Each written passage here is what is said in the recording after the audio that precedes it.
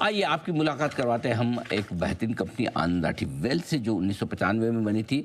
देश की दिग्गज non bank wealth solution firms में से एक है और जो 2002 में इसने म्यूचुअल फंड डिस्ट्रीब्यूशन की भी शुरुआत की थी। एचएनआई और अल्ट्रा एचएनआई को अपनी सर्विसेज देते हैं। 93,000 करोड़ से ज़्यादा का कंपनी का एयूएम है। मार्च 2026 के जो आंकड़े हमारे पास में उसके मुताबिक। आइए हमारे साथ कार्यक्रम में शामिल हो रहे हैं कंपनी के फाउंडर और ग्रुप चेयरमैन आनंद राठी ग्रुप से आनंद राठी साहब, जो कि गोल्ड मेडलिस्ट चार्टर्ड अकाउंटेंट है। 1999 में आप बॉम्बे स्टॉक एक्सचेंज के प्रेसिडेंट भी रहे हैं।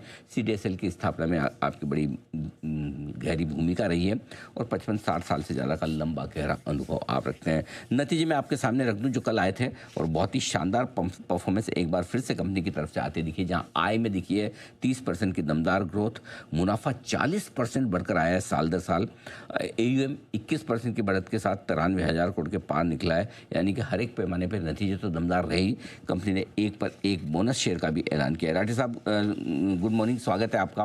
सर, एक बार फिर से दमदार तिमाही आती दिखी और जहाँ तक मेरा ख्याल है पिछले 15-16 तिमाहियों में शायद एक तिमाही 23% की ग्रोथ रही है प्रॉफिट की। उसके अलावा हमेशा से 25 से 40% की रेंज में आपकी कंपनी की प्रॉफिट की ग्रोथ रही है।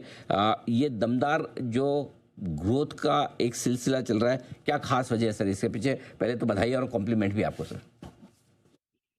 बहुत बहुत धन्यवाद अनिल, आपकी बधाई के लिए और आपके सभी दर्शकों को मेरा सादर नमस्कार। बड़ी खुशी की बात है कि हमारे रिजल्ट जो है, जैसे आपने कहा, क्वार्टर बाय क्वार्टर 25 से 30% के बीच में आए हैं। एक आध तिमाही थोड़ा इधर उधर हो सकता है, पर कंटिन्यूसली जब से हमने लिस्टिंग की, पिछले 18 रिजल्ट मेरे ख्याल से जो आए हैं वो सब 25 से 30% की ग्रोथ के साथ आए हैं। और इसी कारण पिछला वर्ष भी जो है बहुत अच्छा रहा है। आपने देखा 28-30% पूरे साल की मैं बात अगर करूं तो 28 से 30% की प्रॉफिट की ग्रोथ हुई है। इसका कारण जो आपने पूछा, देखिए कारण तो अ, दो लोग बहुत इंपॉर्टेंट होते हैं। एक तो आपके कस्टमर्स और दूसरे आपके एम्प्लॉयज। और मेरा अनुभव ये कहता है और हमारा ये मानना है कि हम इन सबको फैमिली का पार्ट मानकर चलते हैं। We have a strong family culture both with our employees and with our customers. और इसी कारण खूबी है कि भाई हमारे कस्टमर्स भी छोड़ते नहीं हैं। आई थिंक हमारा customer attrition is less than 0.5% every year in area. इसी तरह हमारा एम्प्लॉयज भी जो है उनमें एटिशन बिल्कुल नहीं है। एका दुक्का कभी कभी जाते हैं। Otherwise biggest thing is we are working for the happiness and satisfaction of our customers and our employees. क्या बात है, बहुत ही बढ़िया। ये बड़ी चीज़ है कि अगर आपके कस्टमर्स का एटेंशन 0.5% और एम्प्लॉयज़ छोड़ कर न जाए, तो क्योंकि ये वेल्थ मैनेजमेंट बिजनेस में सबसे स्ट्रॉन्ग बात होती है वो आपके कस्टमर और रिलेशनशिप मैनेजर के बीच की वो बॉन्डिंग। नहीं तो जनरली मैंने देखा है बड़े बड़े बैंक्स में जो इंटरनेशनल एमएनसी बैंक्स होते थे, वो वेल्थ मैनेजमेंट बिजनेस तो बनाते हैं, लेकिन पता चला आज वाला वेल्थ मैनेजर उसका कल किसी दूसरे बैंक में, तीसरे दिन किसी और बैंक में, और फिर वो रिलेशनशिप मेंटेन नहीं कर पाते। तो ये आपने बड़ी इंटरेस्टिंग चीज़ कही, जो इस बिजनेस के लिए बड़ी खास बात है कि रिलेशनशिप लगातार बनी रहनी चाहिए। लेकिन एक चीज़ और राठी साहब, जो हम अभी पूजा मुझे बता रही थी, जो उसने नोटिस की, उसका कहना है कि ये एकमात्र स्टॉक है आपका जो हर रिजल्ट के बाद बढ़ता है। नहीं तो आमतौर पर रिजल्ट के बाद जनरली स्टॉक में प्रॉफिट बुकिंग आती है। अच्छा, अच्छे नंबर्स आ गए, अब प्रॉफिट बुकिंग। तो आपके कस्टमर्स के साथ साथ जो आपके इन्वेस्टर्स का भरोसा है, क्योंकि रिजल्ट के बाद और खरीदना, कोई ना कोई तो खरीद रहा है, इसके पीछे क्या राज है, क्या क्या कहेंगे आप? देखिए, मेरा मानना है, जैसे मैंने कहा, जैसे एम्प्लॉयज का कहा और कस्टमर्स का कहा, उसी तरह शेयर होल्डर्स को भी मैं समझता हूँ हमारे फैमिली के पार्ट है।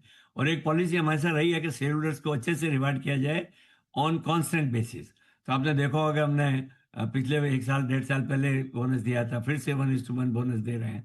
डिविडेंड जो है हर बार बढ़ा के दे रहे हैं, क्योंकि शेयर होल्डर्स के लिए तो हम काम कर रहे हैं, वही हमारे मालिक हैं और उनका ध्यान रखना बहुत जरूरी। तो इसलिए अगर ये शेयर होल्डर्स का अनुभव हो कि भाई ये कंपनी हमेशा ध्यान रखेगी, मुझे लगता है वही कारण है कि वो फिर से लगता है भाई कंपनी में इन्वेस्टमेंट रखें और आगे बढ़ें। एक और खूबी की बात रखूंगा अनिल, कि हमारे यहाँ मेरे कस्टमर्स की भी जो है इस कंपनी में मेरे ख्याल से 15 से 17% होल्डिंग कस्टमर्स की है। और इसी तरह इतनी होल्डिंग हमारे एम्प्लॉयज की है। तो इसलिए अगर आप देखें कि सारे जुड़े हुए हैं, पूरा परिवार की तरह जो रिलेशनशिप आपने कहा ना, उसको लेके हम चल रहे हैं। और मेरा मानना है relationship is most important, not only this business, in everything. Totally बहुत ही बढ़िया। और एक और चीज़ जो जानना चाह रहा हूँ, पिछली तिमाही तो थोड़ी सी मुश्किल भरी रही है, युद्ध की भी सिचुएशन थी, और वैसे साल डेढ़ साल से कोई बहुत बड़ा पैसा मार्केट में बना नहीं, लेकिन उसके बावजूद आपका AUM 93,000 करोड़ तक पहुंचना और ये 40% की ग्रोथ, क्या लगता है सर, अच्छे समय में इसको और बेहतर कर पाएंगे? आगे के लिए किस तरह का आउटलुक है, क्या टारगेट लेकर आप चल रहे हैं? देखिए, मैं हमारा बिजनेस हमने ऐसा कर रखा है कि मार्केट एग्नोस्टिक कर रखा है कि मार्केट ऊपर जाए नीचे जाए, इसलिए आपने देखा कि इतना नीचे पिछले साल it was not a good year. उसके बाद भी हमारी परफॉर्मेंस अच्छी रही, क्योंकि हमारा ये मानना है कि लॉन्ग टर्म इन्वेस्टिंग जो है वो फार्मूला शेयर होल्डर्स के हमारे कस्टमर्स के लिए अच्छा है। और हम उनको ये कहते हैं भाई लॉन्ग टर्म करिए, आप मार्केट पर ध्यान मत दीजिए, ऊपर नीचे होगा, आपको रिटर्न जो है 13-14% अगर रिटर्न आपको मिलता रहे तो you should be happy on a long term basis. और इसीलिए जो है कंटिन्यूसली अब जैसे कस्टमर क्यों नहीं जाते, ये कारण है कि जो हम उनको भरोसा देते हैं वो भरोसा उनको वास्तव में कार्यान्वित करके देते हैं, इम्प्लीमेंट करके देते हैं। इसलिए वो नहीं जाते हैं। और इसलिए मैं समझता हूँ मार्केट अच्छा होगा, हो सकता है कुछ थोड़ा अच्छा ही होगा, उससे खराब नहीं होगा। परंतु जो है जैसे लास्ट ईयर हमने जो हमने गाइडेंस दी थी, आपने देखा होगा कि गाइडेंस को हमने हमेशा क्रॉस किया है। लास्ट ईयर हमने गाइडेंस इस साल के लिए, लास्ट ईयर के लिए 1175 करोड़ की रेवेन्यू की दी, एक्चुअल हमारा 1200 करोड़ हो गया। हमने प्रॉफिट की गाइडेंस दी थी 375, वो 386 हो गया, जिसमें जो वैल्यू ऑफ शेयर्स बढ़ी वो शामिल नहीं है, वो जोड़ेंगे तो और 11-12 करोड़ बढ़ जाएगा। और एयूएम हमने कहा था 1 लाख करोड़, परंतु पिछले एक महीने में ही जो एयूएम का नुकसान हो गया उसके कारण 93 लाख रह गया। आगे आने वाले समय के लिए भी अब मेरा मानना है कि भाई हमारा रेवेन्यू जो है 1425 करोड़ के आसपास रेवेन्यू इस वर्ष में आनी चाहिए। प्रॉफिट भी 460 करोड़ के आसपास हमारा मानना है कि आना चाहिए। और एयूएम तो चूंकि अभी नुकसान हुआ तो 1,20,000 करोड़ का हमारा एयूएम का टारगेट का प्लान है।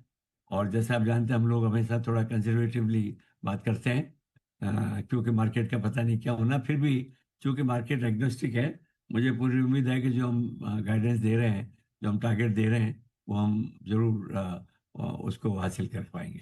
बिल्कुल, काफ़ी बढ़िया और बड़े और एग्रेसिव टारगेट फिर से वित्त वर्ष 2027 के लिए है, और आई एम श्योर कि हमेशा की तरह आप इन टारगेट्स को भी आगे ज़रूर हासिल ही नहीं करेंगे, उनको अच्छे मार्जिन के साथ पार भी करेंगे। एक बार फिर से सर आपको बहुत बहुत बधाई और शुभकामनाएं इस बेहतरीन परफॉर्मेंस के लिए। आपसे फिर जल्द मुलाकात होगी। आज नतीजे पर बातचीत करने के लिए आपका बहुत बहुत शुक्रिया। धन्यवाद सर, थैंक यू। धन्यवाद इस मौके पर मेरे सारे शेयर होल्डर्स को, मेरे एम्प्लॉयज, कस्टमर्स को और आपको और आपके सब श्रोताओं को मेरा बहुत बहुत धन्यवाद। Thank you sir. नमस्कार। Thank you sir. Anand Rathi साहब बताते हुए अपनी कंपनी की शानदार परफॉर्मेंस के बारे में, न सिर्फ परफॉर्मेंस बल्कि कंपनी की तरफ से एक पर एक बोनस भी आता हुआ दिखा रहा। स्टॉक में कल भी अच्छी तेजी बढ़ी है। आपको याद होगा परसों हमने इस शेयर को बताया भी था, नतीजे आएंगे कमाई कराएंगे, जिसमें कि कौन से हैं वो कैश मार्केट के स्टॉक्स जहां अच्छे और दमदार नतीजों की उम्मीद आप करके चल सकते हैं। कल इस स्टॉक में बढ़िया एक आपके लिए मूव बनता हुआ दिखा नतीजों के बाद। आइए बढ़ते